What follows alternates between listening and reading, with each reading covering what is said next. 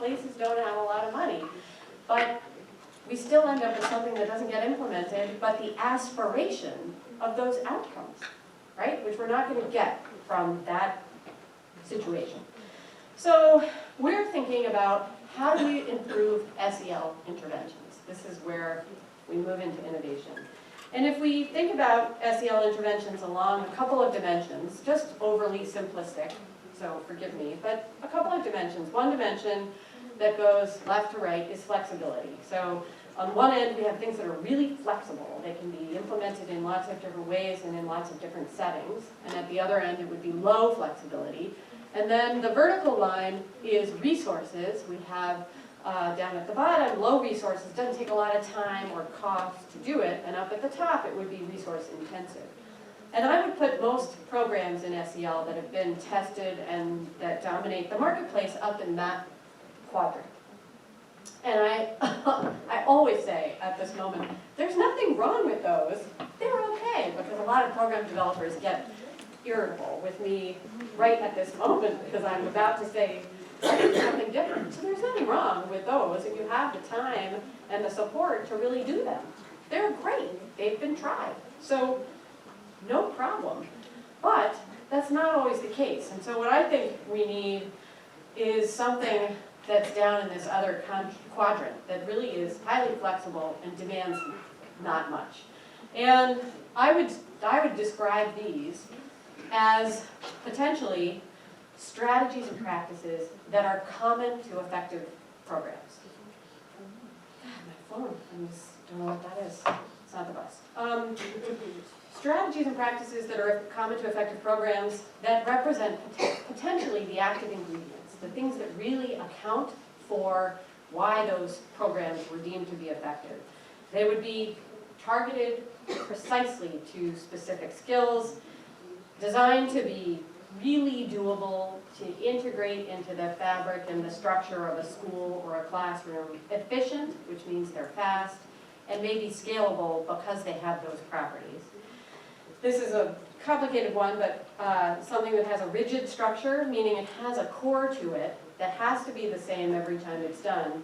But then around that, lots of opportunity to adapt. And I'll explain that a little bit more.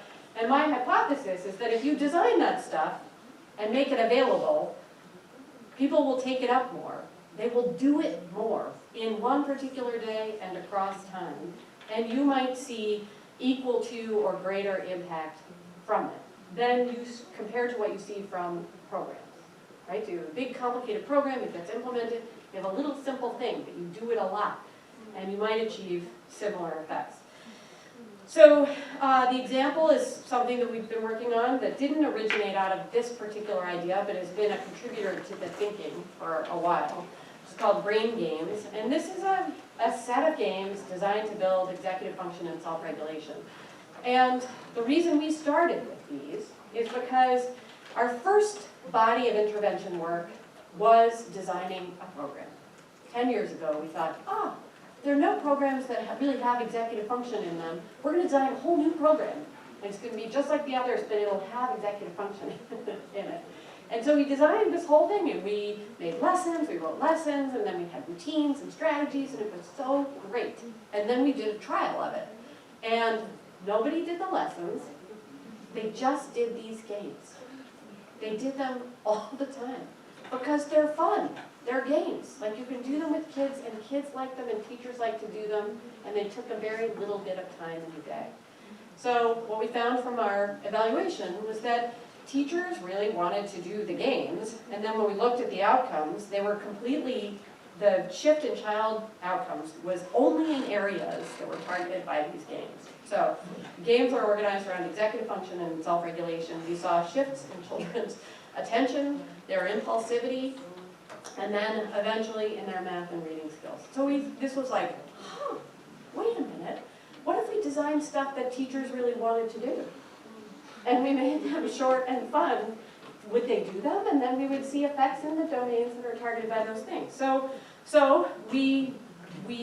that's what took us down this path, in part. So the brain games are, now, there are 31 games designed to build these core executive functions. working memory, attention control, and inhibition.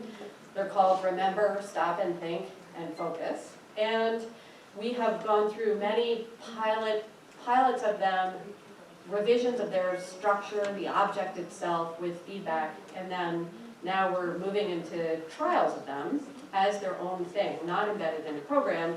And we've done lots of pilots in the US, and then we just finished a trial of them in the US. I'll tell you a tiny bit about that. And then we're doing pilots and trials of them globally.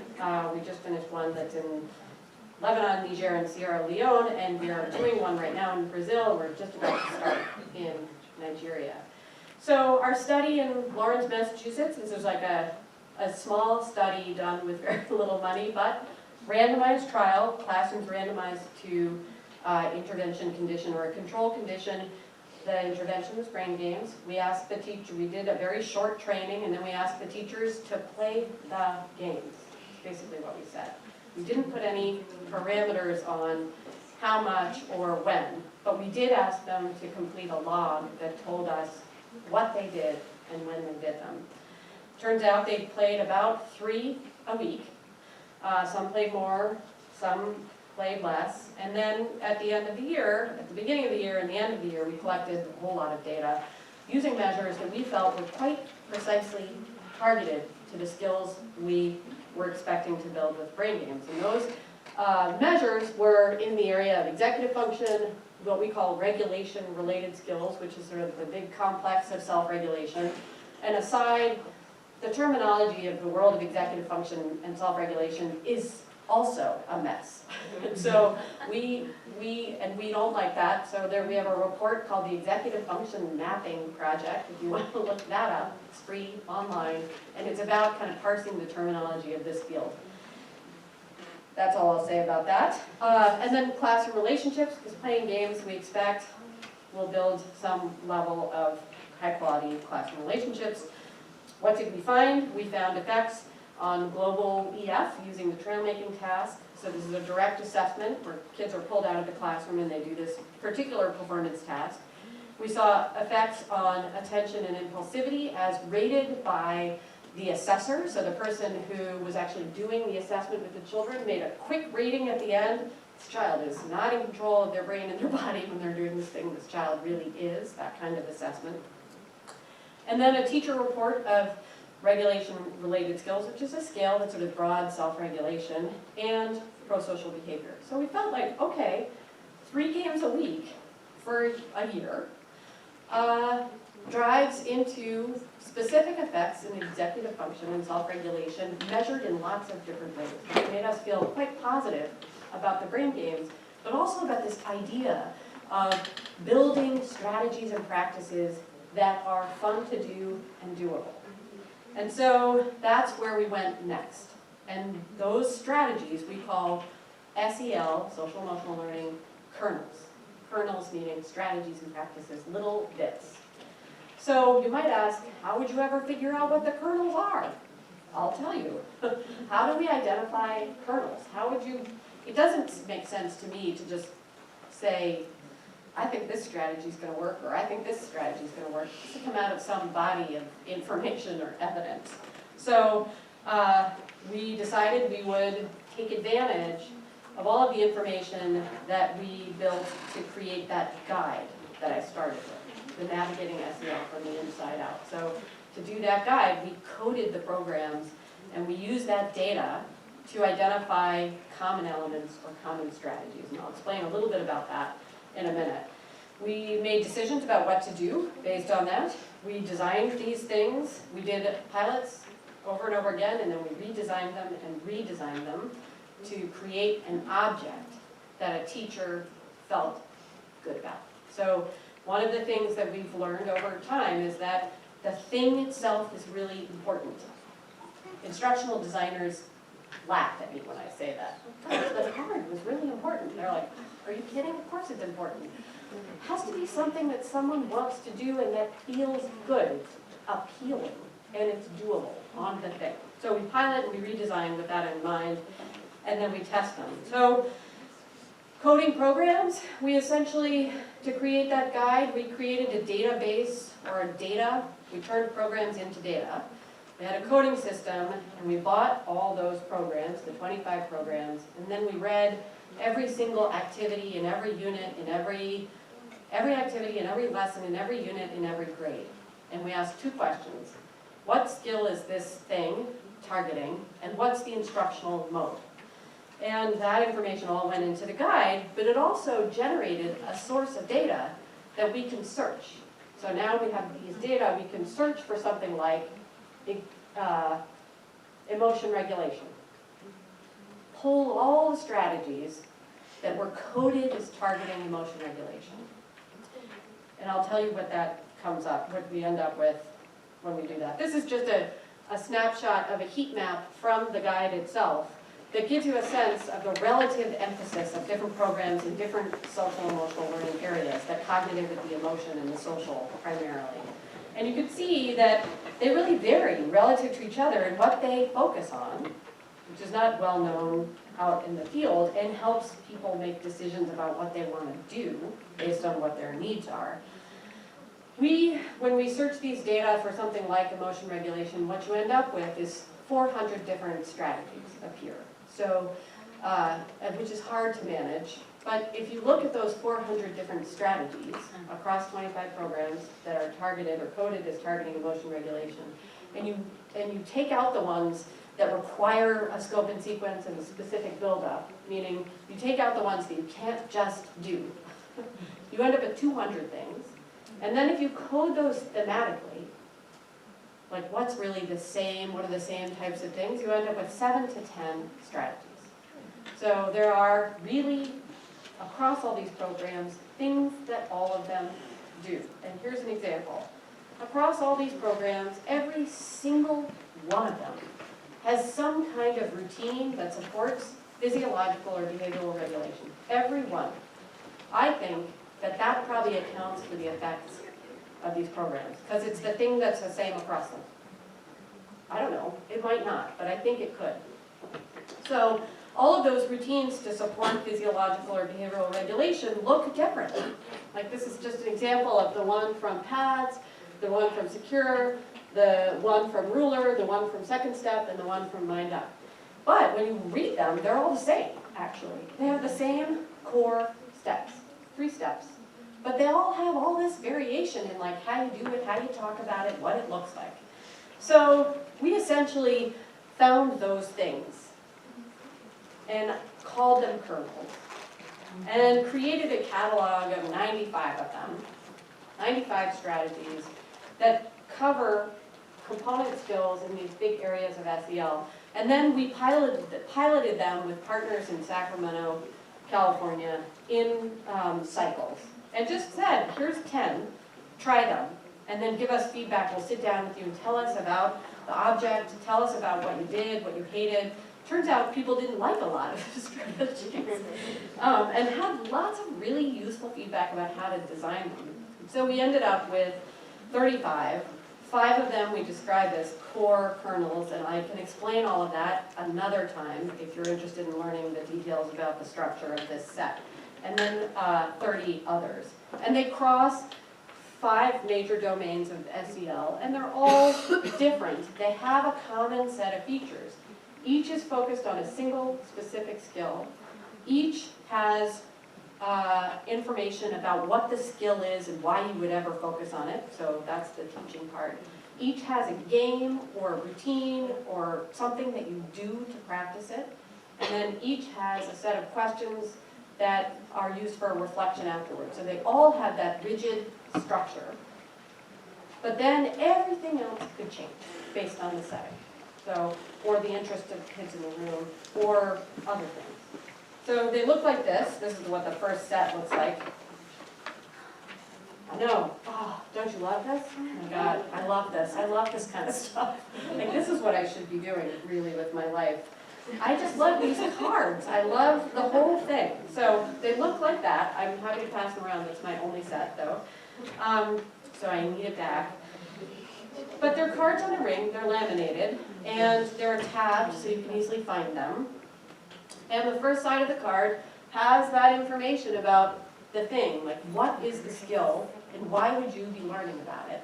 It has a kind of version of a theory of change. So if we do this, then we can do this. And in the end, we will be able to do this.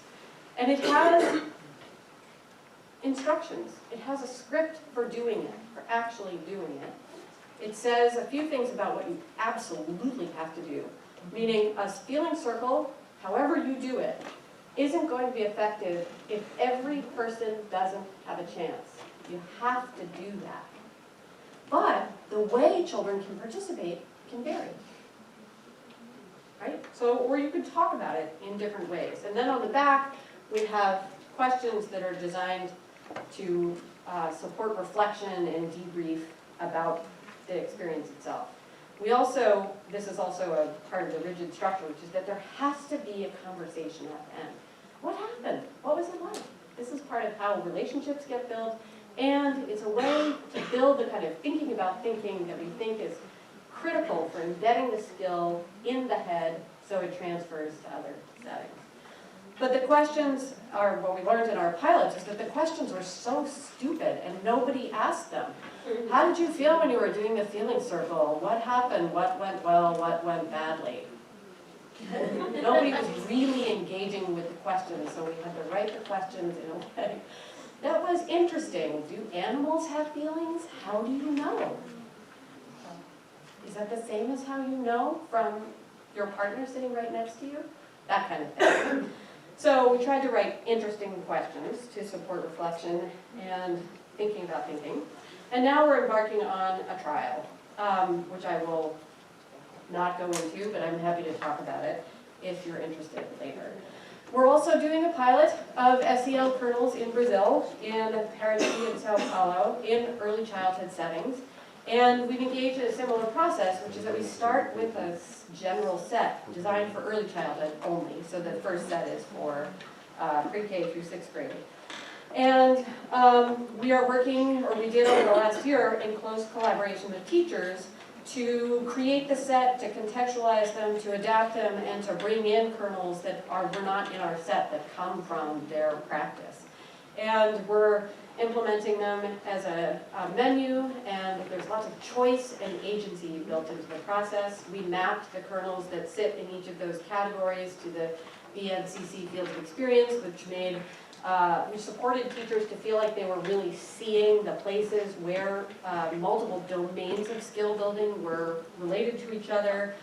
We went through a process of field testing and revision, which meant that we went from something that looked like that, which nobody wanted to do, to something that looked like that everybody wanted to do. It was much more doable. It had everything, including pictures, on one card. So far, we've just done focus groups, and we've had kind of debriefing data collection with teachers, and the trial in Brazil is supposed to start in February.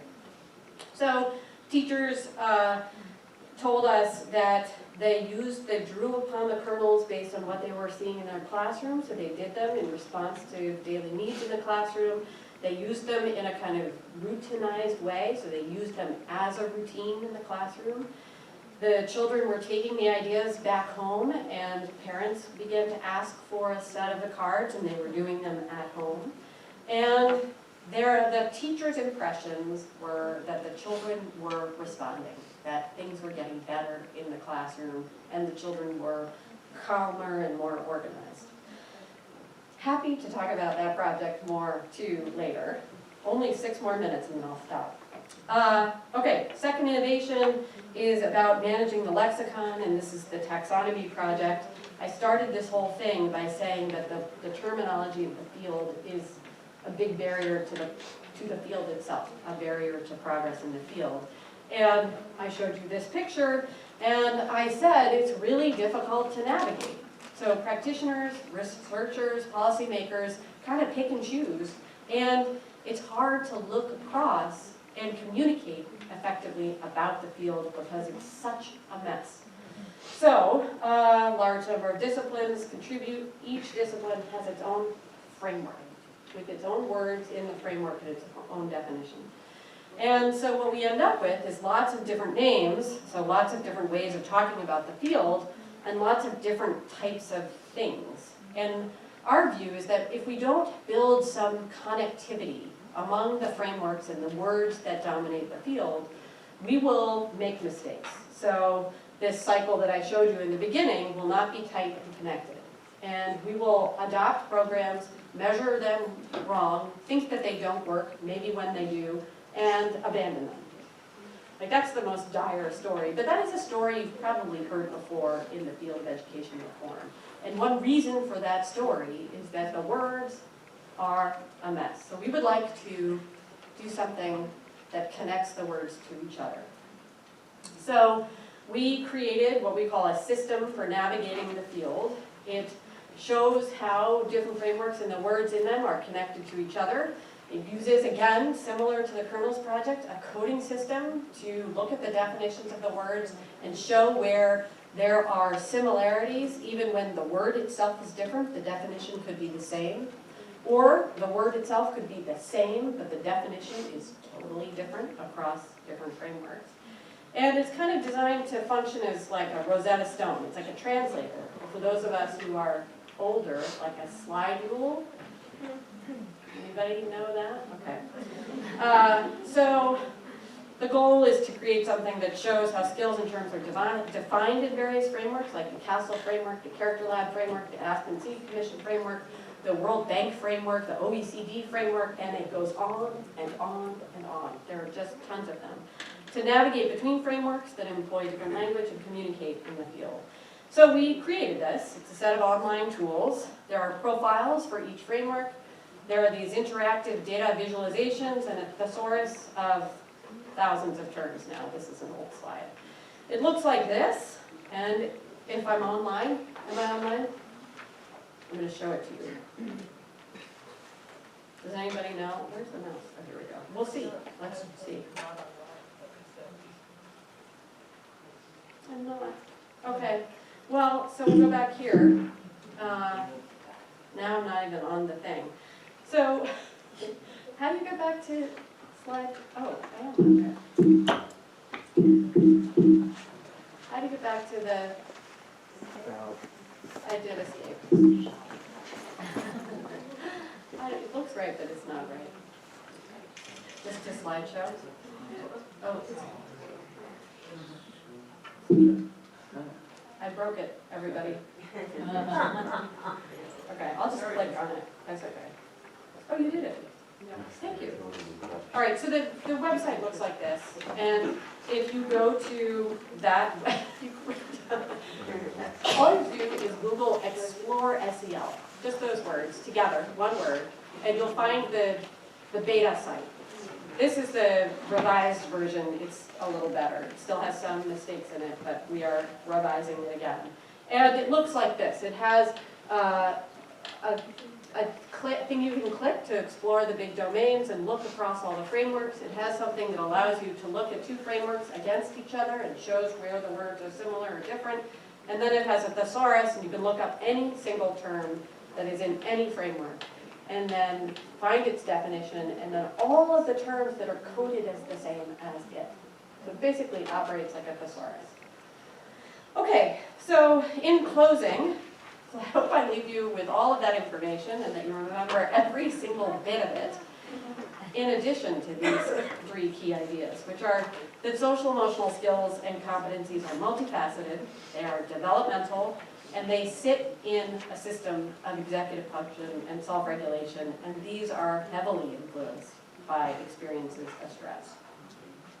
Approaches that work, build skills in targeted ways, ways that are relevant to the context, that cross between adults and children, where learning is happening in both parties in the doing, and can be used across settings.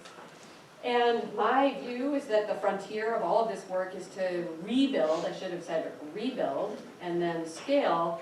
And to do this, we really need to be clear about what we're talking about. We need to be specific and transparent about what the skills are, how they are defined, and how they look, how we see them in behavior.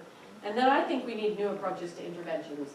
My SEL colleagues think that that is heretical, that moving beyond or outside of evidence-based programs is dangerous to the field. I think that we should grow the field from the evidence-based programs because they're not bad, they're great, but they don't get implemented in the ways that they're designed. So hopefully we can build something that works in addition to those. It's flexible, portable, targeted, and engaging. That's all. Thank you.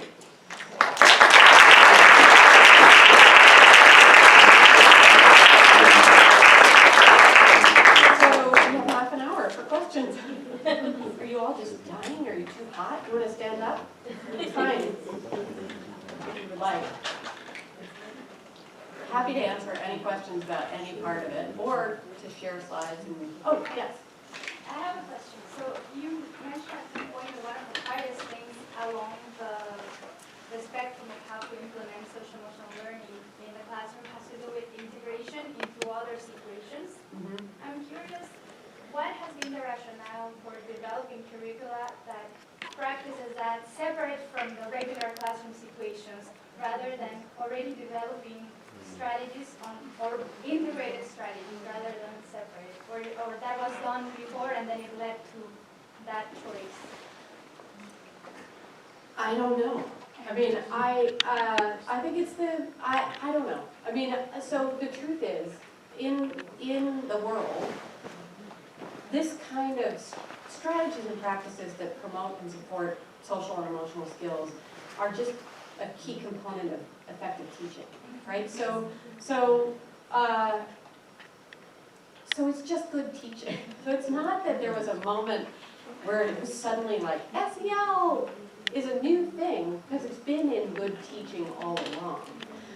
There was a moment, though, where maybe some of those practices embedded in just good teaching were squeezed out or not supported because the demands on educators in classrooms shifted toward other things, like getting kids ready for tests.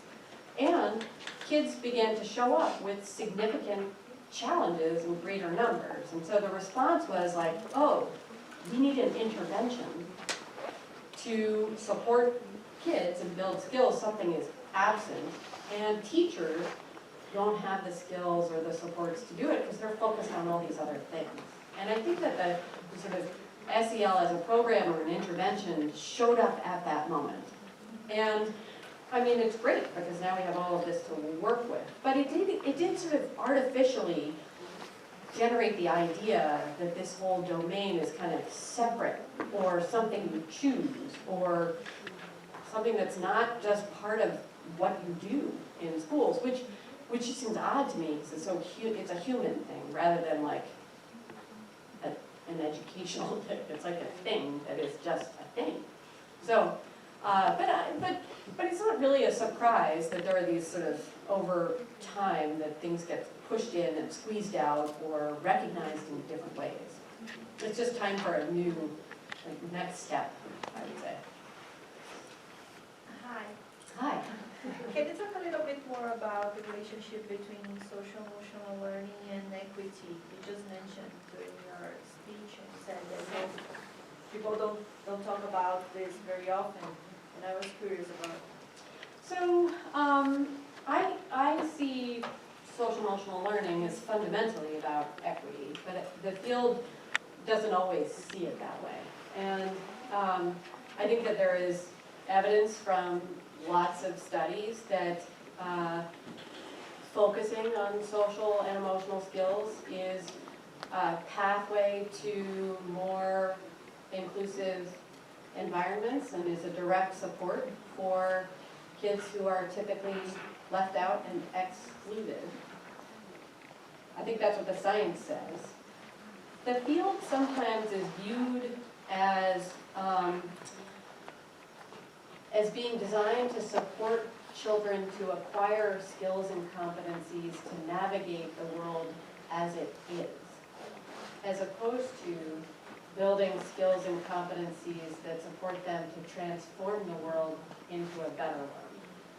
And if there is a view that first way of thinking about it is a way to perpetuate inequities. And the second way of thinking about it is a way to push toward equity. I think that in some sectors, SEL can be viewed in the first way. I think that's probably accurate. I don't think that the field has gotten sophisticated or accepted in a way that would characterize it all as really about transformational skills, sometimes we say, as opposed to navigational skills. I think there's huge opportunity to think about it in the transformational way, or to think about how strategies and practices in classrooms are particularly valuable, supportive, and effective for kids who either struggle and because of their struggle are left out. And we know that those kids tend to pile up in different population groups. So I feel like it's kind of clear and obvious, but sometimes the perception of the field, and maybe it's accurate in some places, is that it's not trying to do that. It's not set up to support kids in that way. And that's a real tension. There's a big tension out there about that right now. And there are lots of folks who are interested in talking about how to move from one to the other. In fact, we're holding a meeting at Radcliffe in a month that is on this very topic. Yeah. Thank you, Steph. You're welcome. Thinking about this, the child and all that concept where the child is, have you thought about this, brain games and everything, for parents? Because they live in the house Yeah. with us. Parents, the other ones. Don't you want those brain games at home with your children? Yeah. We designed them, we started in classrooms and schools, and then we were funded to do a project to redesign all of that, all the routines and strategies, including the brain games, so that they could be implemented at home and in school simultaneously, and then bring parents and educators together in workshops where everybody is learning and working on the same thing together. So, which is funded by the Aspen Institute as part of its like two-generation set of body work. And so we redesigned the brain games we redesigned it for home. And parents love them because they're fun. They're games. Like, it's fun to do. It's fun to play games. People, the thing that we hear so often is that teachers and parents say there's no fun in any of it anymore. There's no fun. They want to play games, especially when they feel like the game is directed toward a learning goal. Parents want to play games too. Sometimes they need an excuse to do it. I never play games with my kids. No, one or two times. So I think we'd all be interested in hearing a little bit about how you're piloting it. And one question I have is, so many times in education, particularly with interventions, we think about the minimal amount of time you have to do something to have an effect. So how do you deal with that in the games? Do you suggest to teachers that if you're doing this minimally, X numbers of times a week or a month, then it'll have an effect? If you're doing it less, you're just playing for fun. Yeah, so could you I'm talk just doing it for fun, not for a real impact. I think the question of dosage is really interesting, and we have directed our partners in different ways in different projects. So in our first evaluation of the program, where they just did all the games, that sort of got us down this path of kernels, we said to teachers, play one game a week. And teachers played 4 games, on average 4 games a week. They liked doing the games. They did not do any of the lessons. They veered right away from all the emotion stuff and the lessons. They were not comfortable doing that. So, and then in our trial of brain games in Lawrence, Massachusetts, we didn't say anything. We said, here are the games. And you choose. Because one of the other things that we hear over and over again in the field is like, don't tell me what to do. I'll choose it. I want to have some agency in this process. And we think like if we give someone something that, a set of things they can choose from that have some evidence for potential impact, which is where we are with this, they will make the choices and do the things, and they do. So in Lawrence, they did on average 3 a week. So if I were to extrapolate from that, I would say, well, to get an effective brain games, you need to do between 3 and 4 games a week for a year. Both studies were year-long. I don't know if we did sort of short cycles and evaluated using some kind of easy to do measure over a 5-week period, and we said, okay, now do 4 of them every single week, and we're going to measure after 5 weeks if we would see the same effect. Maybe it shows up right away and it stays for the whole year. I'm not sure. But don't I agree. I would love to know how much you need to do to generate the effect. At the same time, I want people to feel like they can choose and make decisions about what to do. It's a real tension. Other questions? And the kernels, I have no idea. We really I don't have any idea about that. We're just starting. How many kernels do you need to do? When do you need to do them? I don't know. Other questions?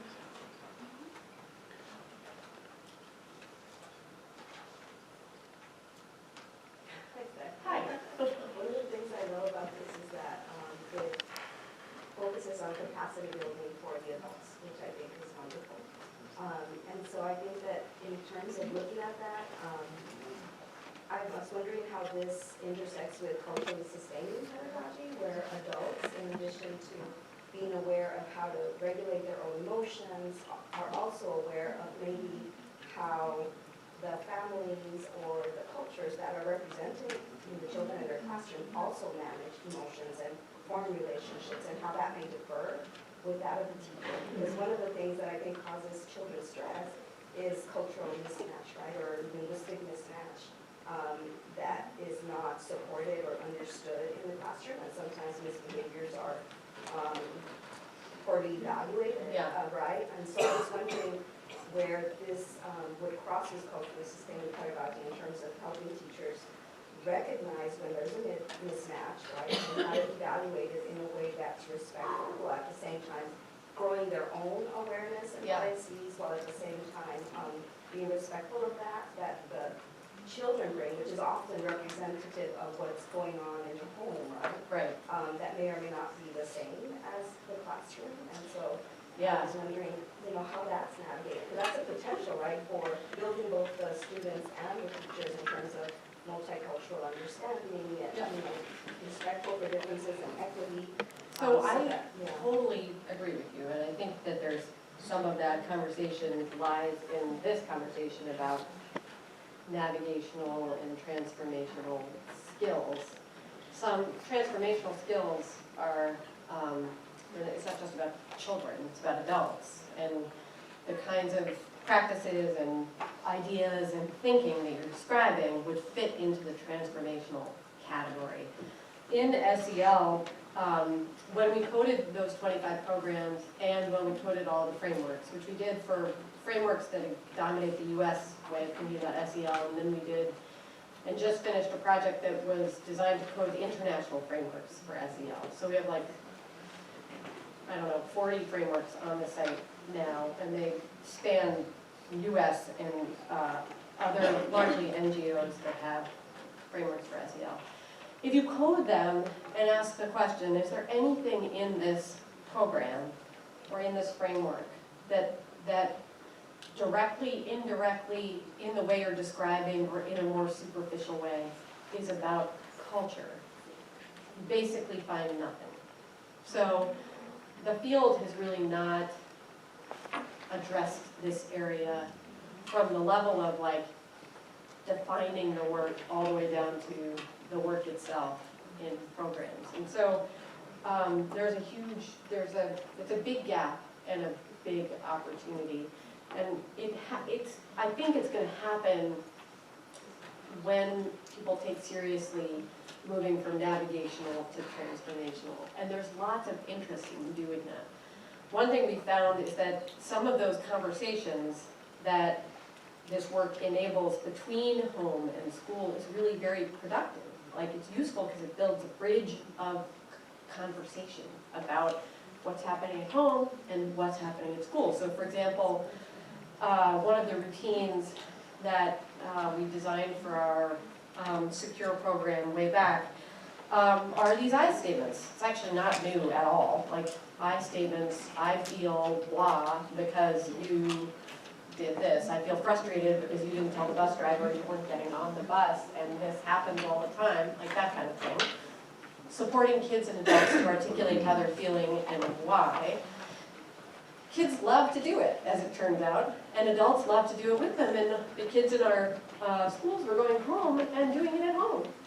I feel angry because I don't want to go to bed, for example, or, you know, frustrated because I don't want to go to bed. And parents, a number of parents came in and said, what are you teaching? That's the same. They have to go to bed, right? In my house, you go to bed when you're told to go to bed, which I'm fine with. The teacher then said, yeah, I agree. But the child can tell you how they feel about it. That helps them manage how they're feeling as they're going to bed, even if they're still going to bed. So it starts this conversation about these parts and builds a bridge between the classroom and the home, perhaps. Or just a channel of communication about, like, this is what's happening at home and this is how it is. This is what we're doing here, and here's how they are related to each other. So I feel like if we can take advantage of it and make it explicit, illuminated, there's lots of opportunity to use this to actually make the connection more directly in just the way you described it. Yeah. You discussed that in the work that you did, the piloting and adaptation that you did in Brazil, that you made some changes based on practices that teachers already had in Brazil. Can you talk a little bit about the differences in the materials and the activities between the U.S. and Brazil? So I'm probably, because I don't really have a good memory of exactly what they are, the different ones, exactly which games we took out and what we put in. But we learned in our first cycle of piloting that there were some kernels in the set that were just not of interest and not working. And so we repopulated the set with strategies that the teachers suggested. And the teachers in the pilot formed a WhatsApp network and were sharing strategies and tips about the kernels across the network. And some of the pictures that were in there came from the WhatsApp network. And that's became sort of the fodder for some of the new strategies, which is why I said in the very beginning that the strategies for the kernels derive from evidence-supported programs. I'm saying this slowly because not all the programs have really robust evidence, but they derive from our database of programs, but they also have to come from the world itself. So they can't just come from a program, the stuff that program developers devise, because they don't all do it in collaboration and practice, and there's lots of stuff out there that targets these skills and is coming out of practice. So we tried to weave those together in Brazil, and we learned that we had to, because what we had devised and contextualized and adapted, even after that process, was just not useful, it didn't make sense, it was like, it just wasn't right. And so we were adaptive and added stuff. So I can share, if you want to learn more about the actual strategies, I can share the deck with you. Not right now, but later. I don't have it with me. It's also on a ring, it's beautiful. Yeah. Hello, Hi. I'm from the Netherlands, and I have a question about money. About? Pardon me? About the money. Oh, money. Different type of question. No, what you wouldn't see in the Netherlands ever is that there are so many private trusts and organizations funding a program like this. And I was just wondering how that works, if you could say a little bit more about it, if you have to apply and how do you do that. And the other thing is, But there are so many, is that because this project interests all these organizations more than other projects do, or would this be a picture that we could see also with other sorts of projects? And then This do they picture in fund also particular? more the research, or do they fund more the implementation? Yeah. Okay, that's a great question. So these are funders. They have supported, in one way or another, all the work that I described today, which is why I put them all up here. So for example, NIH funded our study of the 4Rs program, and so when I described that graph that had the green bars and the red bars and the blue bars, that study was funded by NIH. The kernels study that we're doing in the US, those beautiful cards, that is funded by the Chan Zuckerberg Initiative. Our study of brain games in Brazil was funded by Saving Brains and the Lehman Foundation, which is also funding our kernels project in Brazil. And the Wallace Foundation funded our Navigating SEL project. So it's a mix. Each project is funded by one or maybe two of these funders. And they've all happened over a long period of time. I wish they were all interested in every single thing that I do.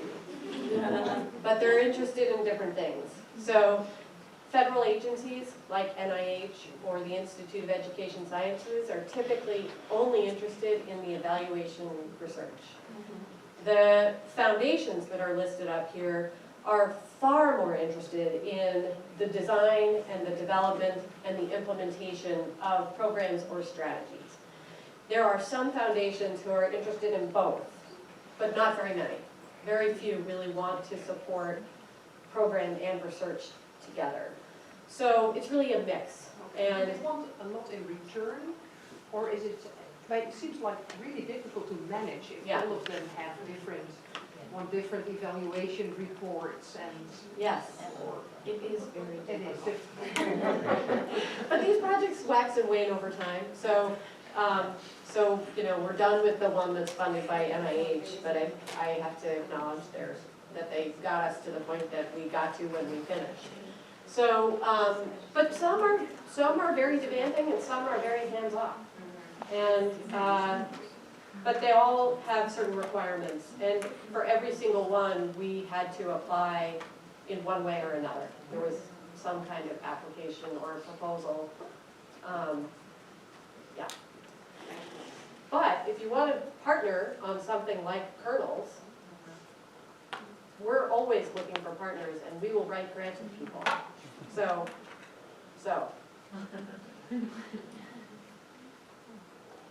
Yeah.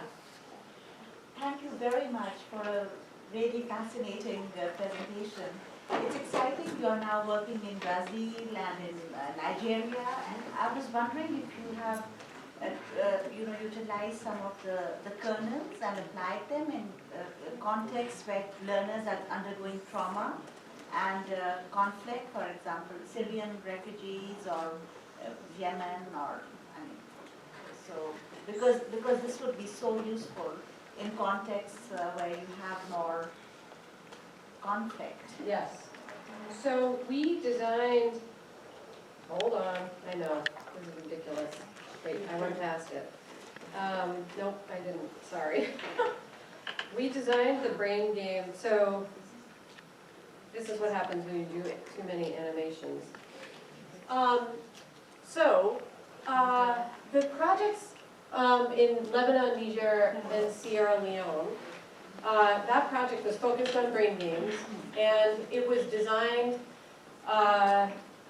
for education in emergency, specifically, to be implemented in refugee contexts where adults and children are very fluid and moving in and out of settings. And the idea was to have something that didn't require being present all the time to be able to do it. Meaning you can do a game any day And if any adult can do the game, they can do it any day with any group of children who are with them. So we designed that study that was actually one study in Lebanon, Niger, and Sierra Leone.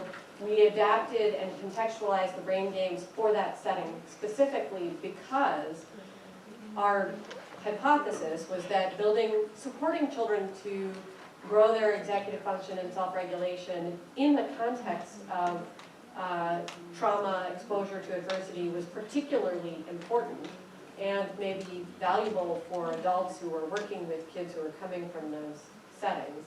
And having something that was portable and doable would be very doable in a highly chaotic situation. So they exist in Arabic and French, and we did an evaluation of them, and those data are just becoming available.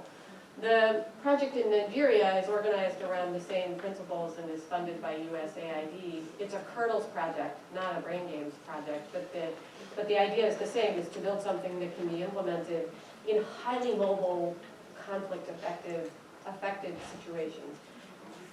That's not to say that my theory is that a brain game is going to resolve exposure to significant trauma and adversity. That's not the hypothesis. The hypothesis is that it can be a support as other things are happening. Or it could be, put a wedge into the system that is positive and enable other things to happen.